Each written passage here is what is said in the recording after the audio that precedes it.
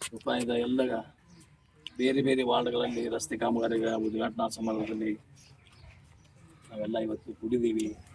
ಇವತ್ತು ಸರ್ಕಾರ ಪ್ರತಿಯೊಂದು ಹಳ್ಳಿಗಳು ಬೆಳಿಬೇಕು, ಶಿಕ್ಷಣ, ಆರೋಗ್ಯ, ಸಂಪರ್ಕ ರಸ್ತೆಗಳು, ಕುಡಿ ನೀರಿನ ವ್ಯವಸ್ಥೆ, ಮೂಲಭೂತ ಸೌಕರ್ಯಗಳೆಲ್ಲ ಹಳ್ಳಿ ಜನನು ಸಿಗಬೇಕು ಅನ್ನುವಂಥ ದೃಷ್ಟಿಕೋನದಿಂದ ಎಲ್ಲ ಯೋಜನೆಗಳನ್ನ ತರ್ತಾ ಇದ್ದಾರೆ.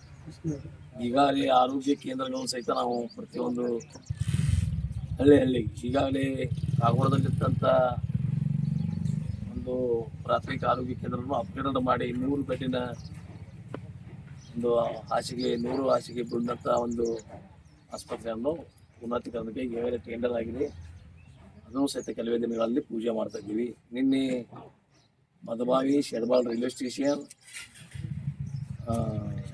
ಕೆಂಪುವಾಡ ಮತ್ತು ಪಾಂಡೆಗಾಂವ್ ಇಷ್ಟಾಗಿದ್ದಾವೆ. ಇನ್ನೂ ಒಂದು 3-4 ಪಾರ್ಕ್ನಳ್ಳಿ ಮತ್ತು ಎಲ್ಲೆಲ್ಲಿ 3 ಕಡೆ ಇನ್ನೂ ವರ್ಕೌಟ್ ಕೊಟ್ಟಿಲ್ಲ. ಆರೋಗ್ಯ ಕೇಂದ್ರದಲ್ಲಿ ಶಿಕ್ಷಣದಲ್ಲಿ ನಮ್ಮಲ್ಲಿ ಭಾಳ ತೊಂದರೆ ಆಗ್ತವೆ. ಶಿಕ್ಷಣ ನಮ್ಮ ಶಾಲೆ ಕೊಠಡಿಗಳಿಲ್ಲ, ಶಿಕ್ಷಕರು ಬರ್ತೇವೆ, ಒಳ್ಳೆ ನೀರು ಹಬ್ಬ ಉಳಿಸ್ಕೊಳ್ಳೋರು. ಈ ಸಲ ಹಬ್ಬ ಉಳಿಸ್ಕೊಳ್ಬೇಕಾದ್ರೆ ಮಹಾರಾಷ್ಟ್ರದಿಂದ 2 TMC ನೀರನ್ನು ನಾವು ಯಾವುದೇ ಪರಿಸ್ಥಿತಿಯಲ್ಲಿ ಬಿಡಿಸ್ಕೊಂಡು ಬರ್ಬೇಕು. ಅಸೆಂಬ್ಲಿಯಲ್ಲಿ ನಾವು ಮಾತಾಡ್ತೀವಿ. ಇಲ್ಲಿ ಪ್ರಸಂಗ ಬಿದ್ದರೆ ನಾವೆಲ್ಲ ಬಾಂಬೆ ಮಠ ನಮ್ಮ ಇಲ್ಲಿಯ ಈ ಭಾಗದ